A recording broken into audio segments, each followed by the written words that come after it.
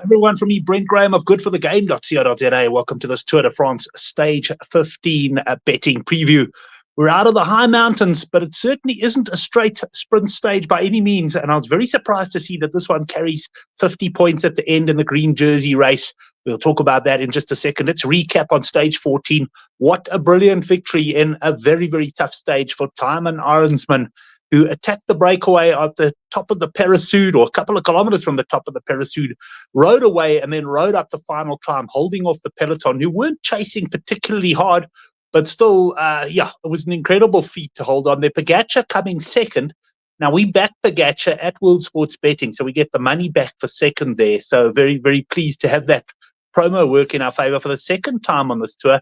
Vingegaard, who rode quite well today. He looked, I think, stronger than he has in a while. He did try and attack Pogačar. Pogačar just marked him and then went round him at the end and managed to pull a quick 4 seconds on him in the last sort of couple of 100 meters. So not a lot of change then to the yellow jersey. A couple of guys who impressed today. Felix Gall very much so. He attacked on his own at one point from the GC group. And although he was inevitably going to get pulled back, he obviously gained time on quite a lot of other riders vying for those top 10 spots. Lipovitz, he's firmly onto the podium. The big news, of course, is that Remco Evenepoel, well, he wasn't looking very good, and he's ended up pulling out of the tour. He abandoned on the Tourmalet. And, so Lipovitz is very much now into the podium position. Oscar Onley continues to impress. Ben Healy as well, who's now riding for classification. Certainly very, very impressive. Roglic, a bit disappointing for me. After his time trial, I thought we could expect a bit better. And Johansson, well, he took the gamble of going in the break. So they're very well to hang on for 9th place. And Vakulin just found the going that little bit too tough. Right, let's have a look at the yellow jersey. Pogačar, 4 minutes 13 ahead of Vingegaard.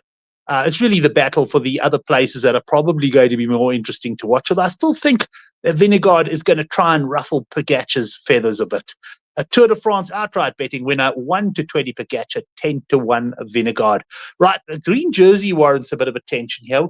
It's as you were actually for Milan and Pogačar. Milan getting sprint jersey points in the intermediate sprint, and Pogačar picking up some points at the end of the stage.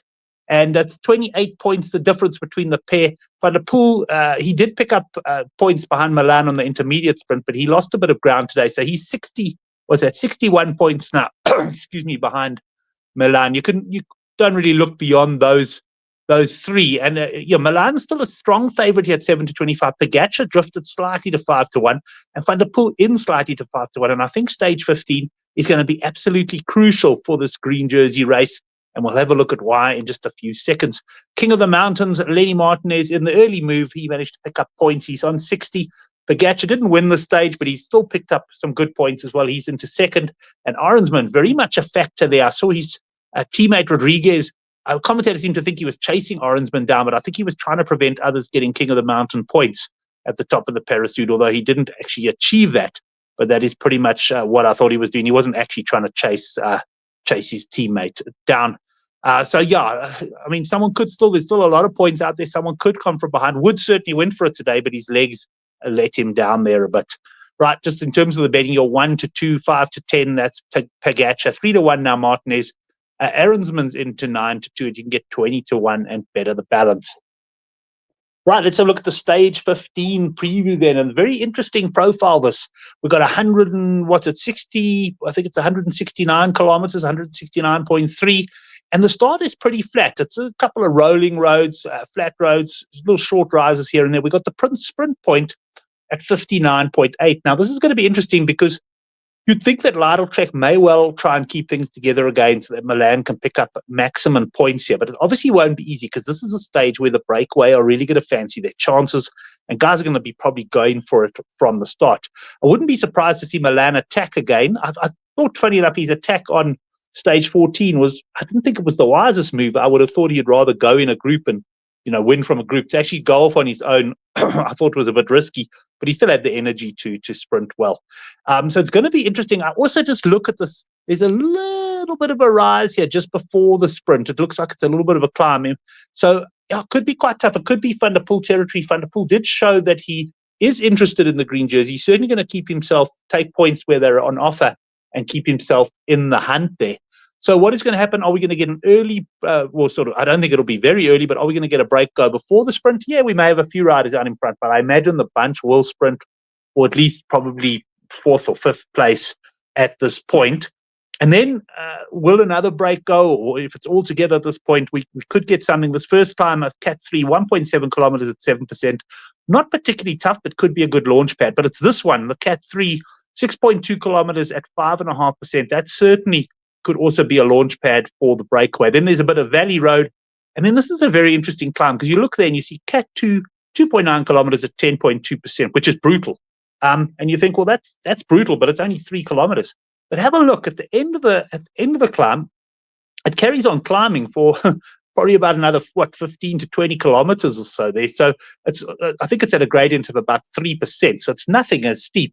But if you can make a break on that part, it's not going to be easy to bring it back on the rises above that. I really don't. Although this stage is worth 50 points for the green jersey, it's considered a flat stage. This to me looks anything but flat, and I can't see the likes of Milan and Merlier being involved in the finish. We'll have a look at the betting now, of course. Once it peaks out, you've got quite a long downhill, and you've got the last sort of 8 kilometers then into town on fairly flat road. I would say that this stage lends itself, first of all, to the breakaway. I think the breakaway have got a strong chance. The one thing I will say is, what are Visma going to do? This looks like a pretty innocuous stage from a GC perspective, but if you actually think about it, this is the sort of stage, if you really want to make a difference in the Tour de France, if you want to try and put Pogačar under real pressure, this would be the stage. You get a couple of guys up ahead in the break, and if you could make an attack at some point, maybe on this Cat 3 or something, and try and put him under pressure and have guys in the valley to ride for you. It is the sort of thing they might try. Look, I mean, to put Pogačar under pressure, to talk about doing it is one thing. To actually put him under pressure is quite another. All I'm saying is, I don't think so, but Visma may hold the key to this stage in terms of, are they going to try and make life tough for Pogačar? Because this is the sort of stage where they might be able to catch them a little bit by surprise. And also, you might be able to take him on maybe slightly level playing terms. I don't know. But anyway, I think the break has a very strong chance. I would expect we'd see the likes of Van Aert and Van der Poel in the break. But I think the stage is perfectly set up then for a bit of a long solo attack. Yeah, similar to what Arensman did on stage 14. Go near the top of the climb and go away. And then particularly if there's a small group behind you and they start looking at each other, you can just set sail for home. A couple of different scenarios. Most likely we get either a solo winner or a small sort of sprint from the breakaway. So those are the two options we're more than likely looking at. Let's have a look at the betting. Wout van Aert 13-2. This is at Bet Exchange. Van der Poel 8-1. You can get Quinn Simmons, who's shown some brilliant legs. I see a lot of guys tipping him at 16s. Victor Kampenaerts, he showed up well to down the mountains. He's at 20s. Magnus Cort Nielsen, haven't seen the guy the whole tour. I mean, he's a great rider on his day, but I don't know what he's doing there. 22. De Lee, I think that final climb might be a little bit tough for him. Caden Groves, potential, but you've got to think that his team are going to be putting their eggs in the Mathieu van der Poel basket. Lucas Platt, well, he rode a brilliant time trial the other day, and he's well capable of winning solo. He'll have his supporters there at 28-1. Right, let's get into my stage 15 bets. My main bet is Van der Poel, a unit down at 8-1. Now, WSB are not out with their prices, but this is one I want for the promo because I see every chance of Van der Poel being involved with the finish. But, for example, if he comes in with a group with Van Aert, he might be pipped into second. Alternatively, like the other day where he chased, ultimately to finish third, where he chased the breakaway, he could also be caught out by a lone breakaway rider and then come in seconds. I like that insurance. This is the type of bet I wanted for. So I'm going there. He may be 7-1. He may be 8-1. If it's 7-1, I'll rather take the 7-1 with the second place promo than take the 8-1. But right, here's the rest of my guys. Gregoire at 33-1. He hasn't impressed me as much in this tour as I thought, but it looked like he's climbing fairly well. And this is a stage that should suit him. So I'm going for him at 33.